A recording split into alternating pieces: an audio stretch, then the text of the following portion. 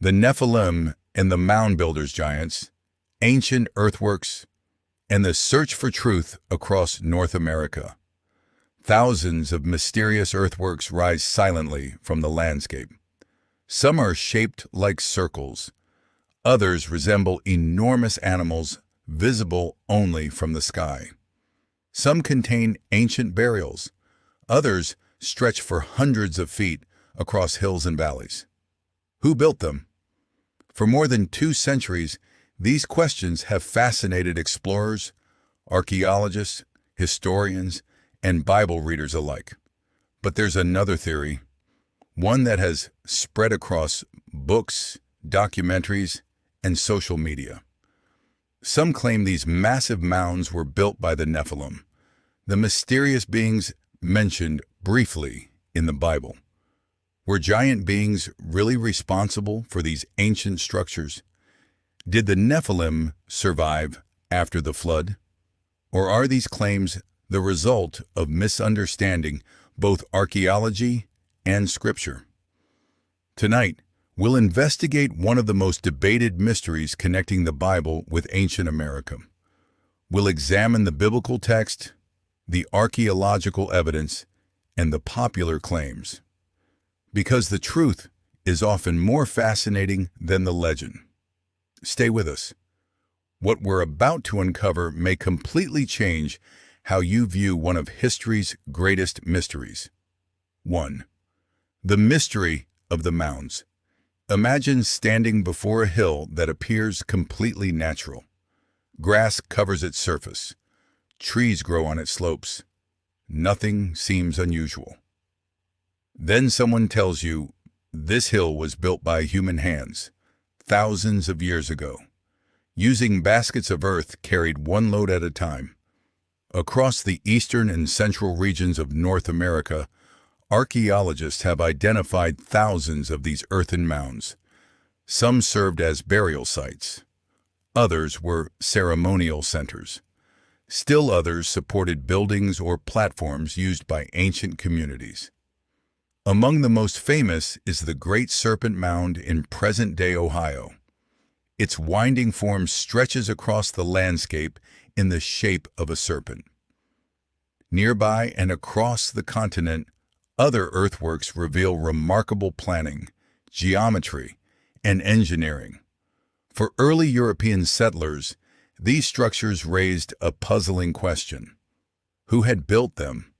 Many assumed the indigenous peoples they encountered could not have created such monumental works. That assumption eventually gave rise to what became known as the Mound Builder Myth. Today, archaeology has shown that these earthworks were built by successive Native American cultures over many centuries, including societies such as the Adena, Hopewell, and Mississippian traditions. Their achievements demonstrate sophisticated planning, organization, and craftsmanship. Understanding this history is important before we consider later theories connecting the mounds with biblical figures. But why did some people begin linking these earthworks to giants? The answer begins with one of the Bible's shortest and most mysterious passages. 2. Who were the Nephilim? The word Nephilim appears only a few times in Scripture, yet it has inspired enormous discussion. In Genesis 6:1-4, the Bible describes a period before the flood when the Nephilim were on the earth. The passage has been interpreted in different ways throughout history. Some understand it to describe extraordinary human beings or warriors. Others believe it refers to the offspring of supernatural beings and human women. Still others interpret the passage symbolically or as describing intermarriage between different human groups. Because the text is brief, Christians and Jewish scholars have reached different conclusions over the centuries. What is clear is that Genesis does not describe the Nephilim as builders of cities, pyramids, or earthen mounds. Nor does it say they traveled to the Americas. Those ideas arise from later speculation, rather than from the biblical text itself. Yet the Bible does mention giants elsewhere. Could those accounts explain the legends surrounding the mounds? Let's look closer. 3 giants in the Old Testament. After the flood, the Old Testament refers to several groups described as unusually large or powerful. Among them are the Anakim, the Rephaim, and the descendants associated with Goliath. For example, the Israelite spies reported seeing the Anakim in the land of Canaan, saying they felt as grasshoppers by comparison.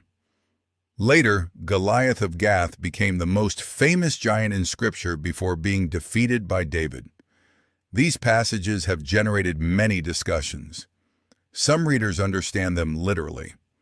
Others note that ancient military descriptions often used dramatic language.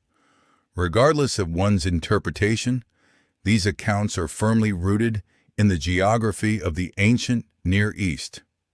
The Bible never states that these giant clans traveled across oceans or built monuments in North America. That distinction is essential. So if Scripture doesn't connect the Nephilim with the Mound Builders, where did the idea come from? The answer begins in the 19th century. 4. The origin of the Mound Builder Myth. When European settlers encountered the vast earthworks of North America, many struggled to believe that the indigenous peoples they met could have constructed them. As a result, numerous speculative theories emerged. Some suggested a lost civilization. Others proposed ancient Israelites. Still others imagined refugees from Atlantis, Vikings, Egyptians, or even the 10 lost tribes of Israel. Eventually, some writers incorporated the Nephilim into these theories. The reasoning often followed this pattern. The mounds are impressive. The Bible mentions giants. Therefore, giants must have built the mounds. But this conclusion does not follow from the evidence. Modern archaeology has uncovered extensive evidence showing that Native American societies designed, built, expanded, and used these earthworks over long periods.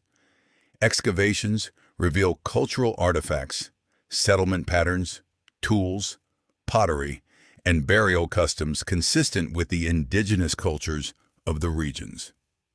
These findings are based on decades of archaeological research. But what about the old newspaper stories? The ones claiming giant skeletons were discovered inside the mounds. That's where the mystery becomes even more intriguing. 5. The legend of the giant skeletons. Stories about enormous skeletons found in ancient burial mounds have circulated for generations. Some appeared in 19th century newspapers. Others were repeated in books, magazines, or later on the internet. These stories often claim that unusually tall skeletons were discovered and then hidden or removed. The problem is that many of these reports lack verifiable documentation, chain of custody, or surviving scientific evidence. In some cases, newspaper accounts from that era exaggerated discoveries to attract readers. In other cases, measurements were misreported or later corrected. That does not mean every historical report is necessarily false, but extraordinary claims require strong evidence. To date, there is no broadly accepted archaeological evidence demonstrating that the North American mound builders were the biblical Nephilim, or that a race of supernatural giants constructed these earthworks. Does that mean the Bible has nothing to contribute to this discussion? Not at all. In fact, the Bible points us toward a much deeper lesson. The Nephilim remain one of the Bible's most mysterious subjects. The mound builders remain one of North America's greatest archaeological achievements. Both deserve careful study, but combining them requires evidence, not simply imagination.